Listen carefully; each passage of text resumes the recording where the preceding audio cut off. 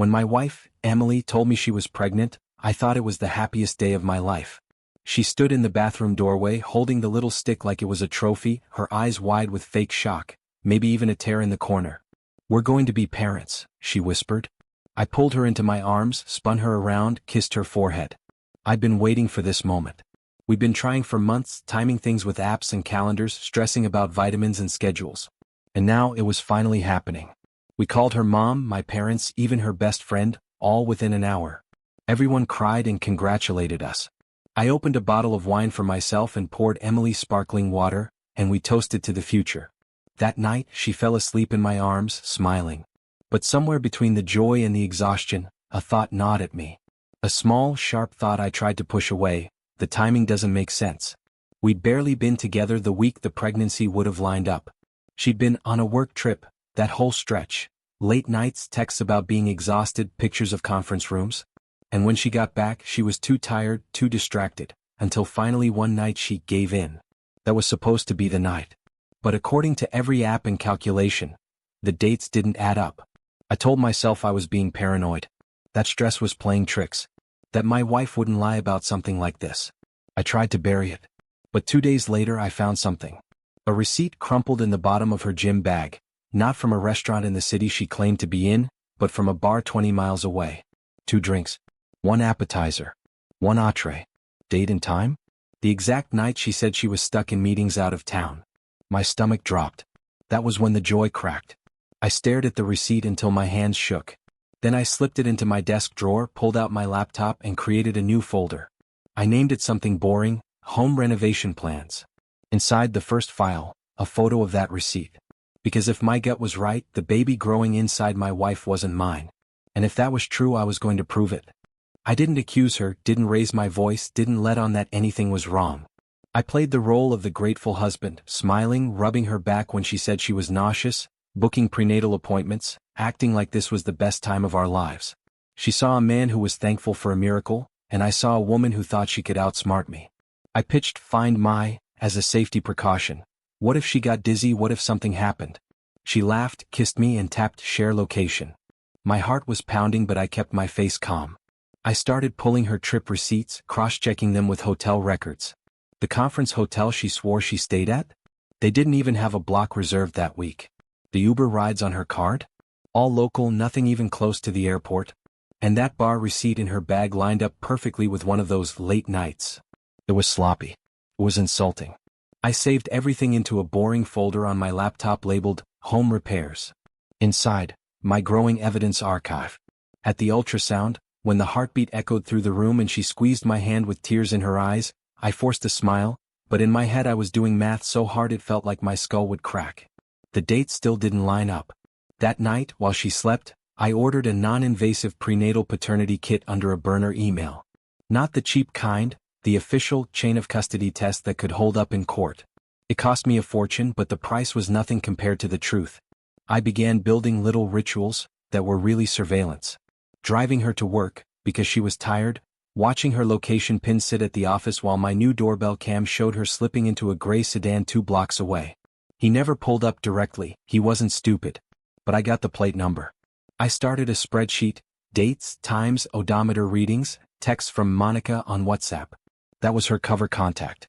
But one night she slipped. A message came in: "I can't stop thinking about you, he has no clue."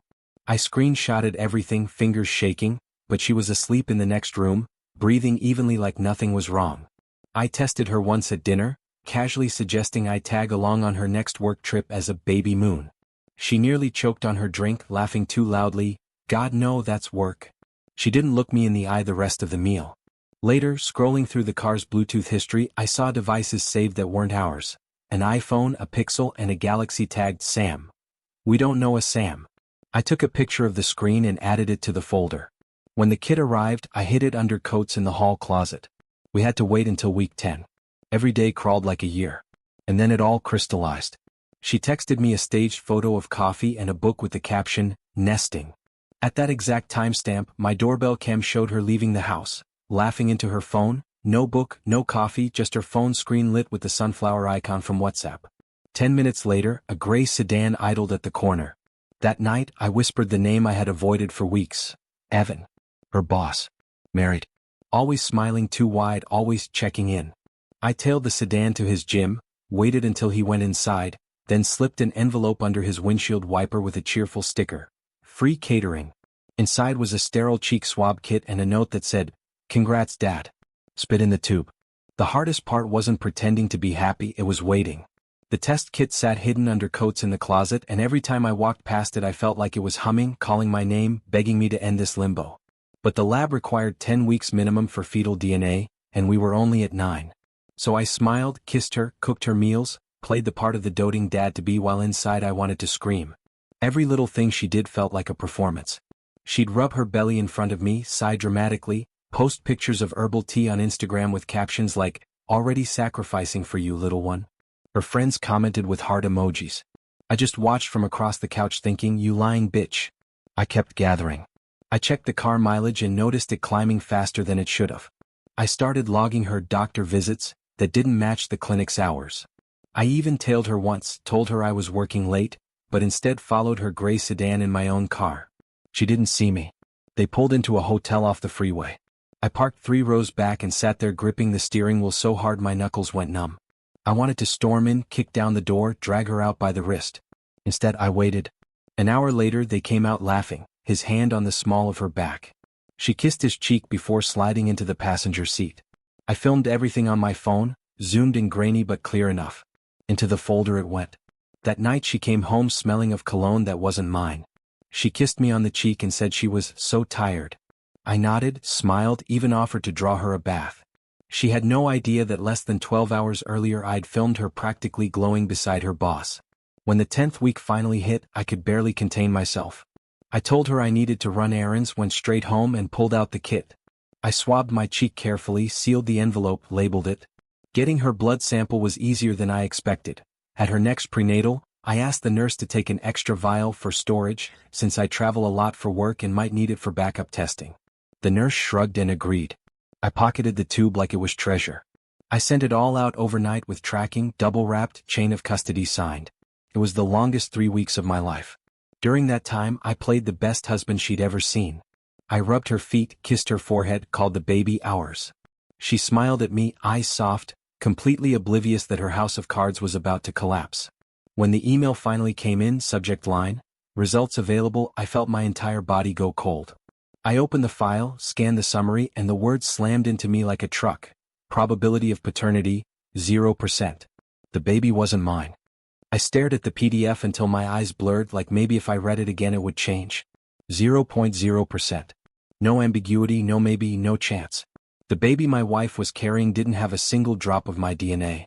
My hands shook so badly I almost dropped the laptop. For a long time I just sat there in silence, listening to her humming in the kitchen while she chopped vegetables, like she wasn't hiding a nuclear bomb behind her smile. When I finally closed the file, something inside me shifted. I wasn't just a husband anymore. I was a prosecutor and I had Exhibit A. I printed 2 copies of the report, sealed them in envelopes and tucked one into my desk at work, one into a lockbox in the garage. If she found one, the other would survive. I wasn't about to lose my leverage. That night she slid into bed next to me, sighing happily, and whispered, "I can't wait to see what our baby looks like." I bit my tongue so hard I tasted blood. Our baby. The word felt like poison.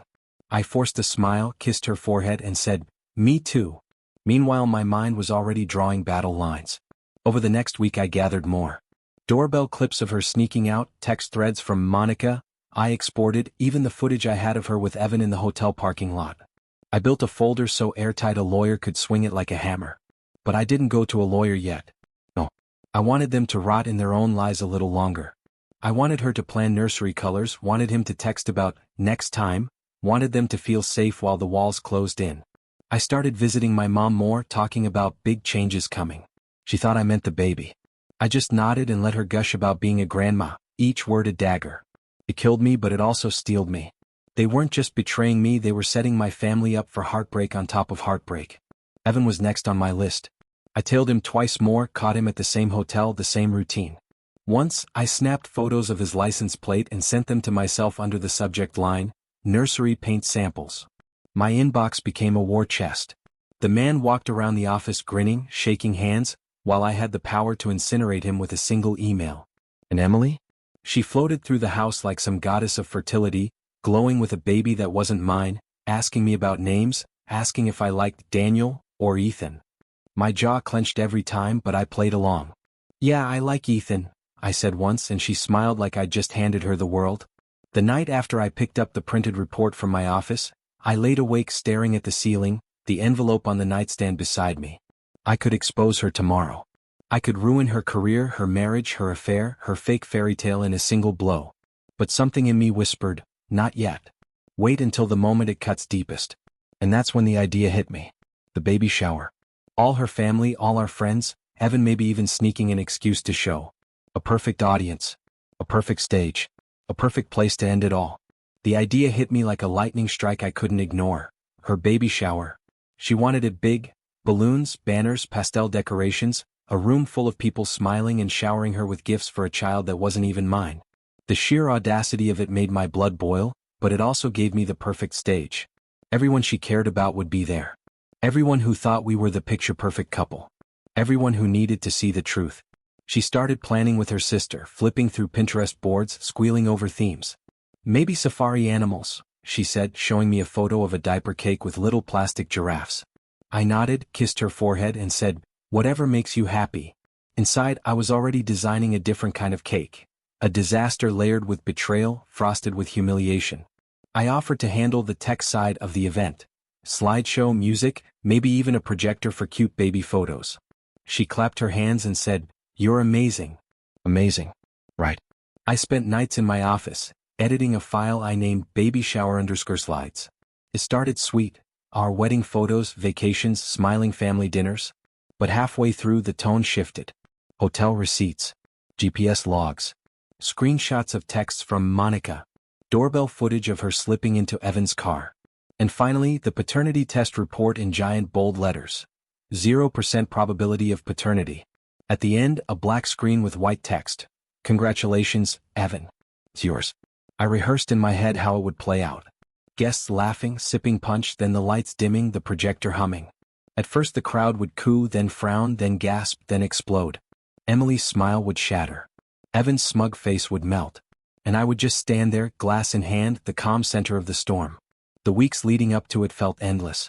She kept asking me if I was excited, kept talking about nursery colors, about how she couldn't wait for me to feel the baby kick. Every word was a knife twisting deeper. I pretended. I even bought her flowers one night just to keep the mask intact.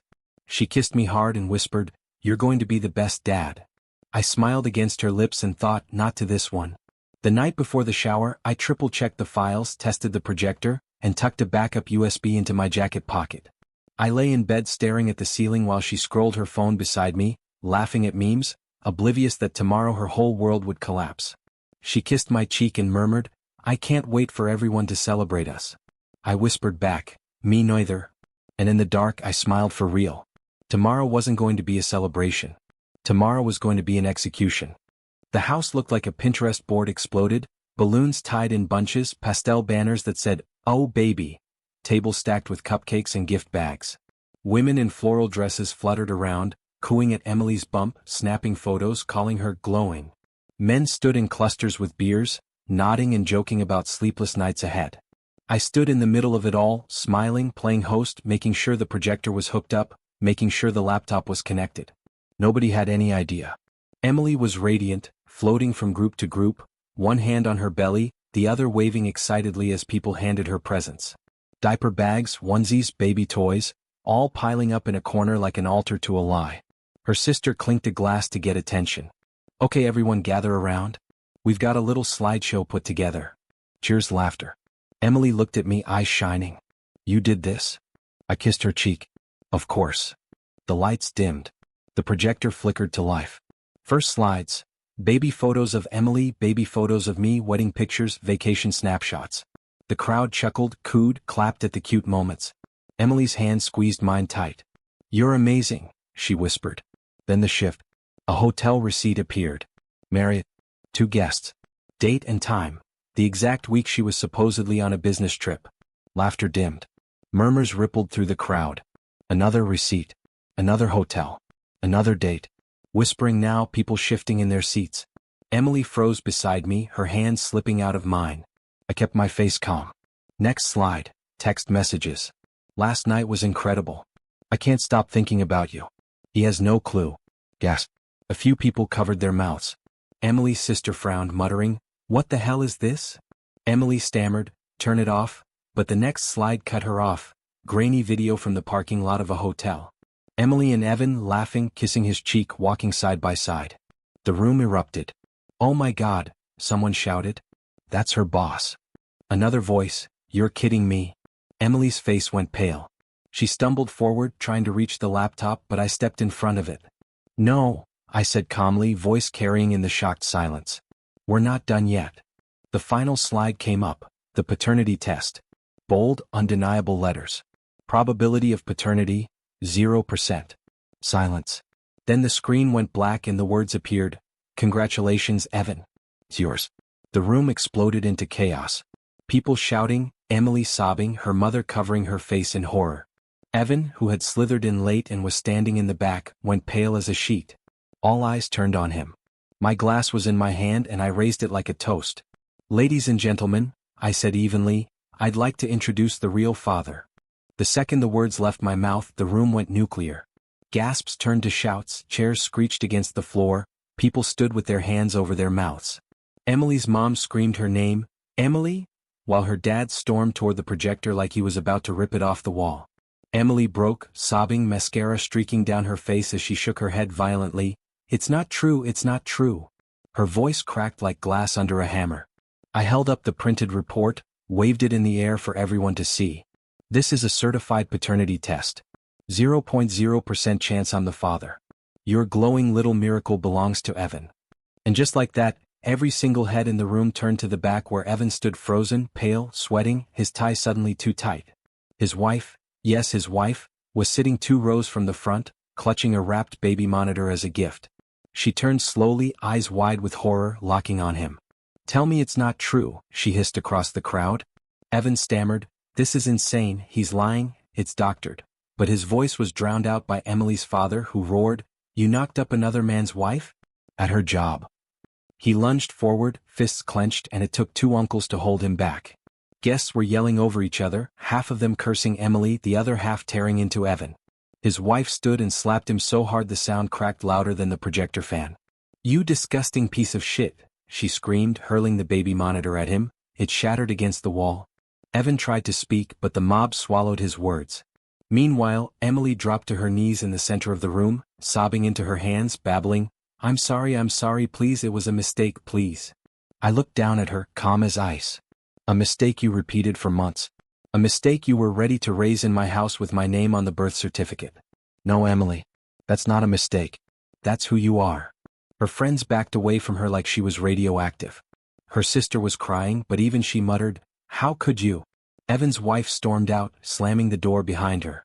Half the guests followed, shaking their heads in disgust. The perfect little shower Emily had dreamed of was in ruins, balloons deflating, cupcakes untouched, decorations hanging limp while her entire world collapsed in front of her. And I stood in the wreckage, glass raised, savoring every second.